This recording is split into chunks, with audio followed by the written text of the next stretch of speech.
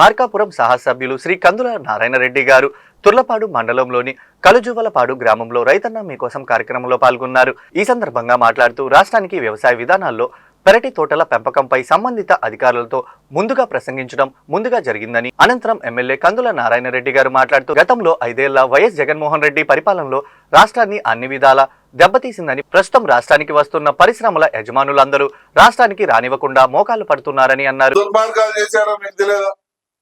Last 5 ఏళ్లలో ఎంత దుర్మార్గంగా పరిపాలన చేశారో మీకు తెలుసు.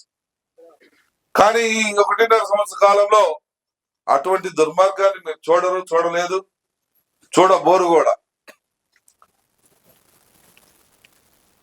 అన్నదాత సుఖీభవ అని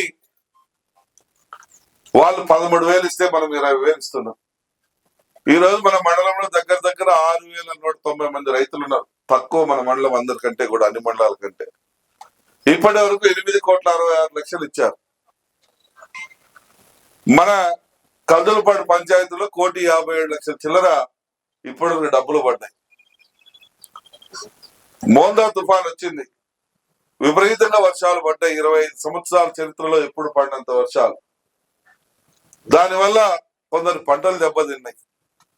మళ్ళా మీ పంటలు దెబ్బతిన్నాయ్యా, ఏం పంటలు దెబ్బతిన్నాయని చెప్పి వచ్చి అవన్నీ తుఫాను అధికారులకి, పై అధికారులకు అన్ని కూడా తెలియజేశారు.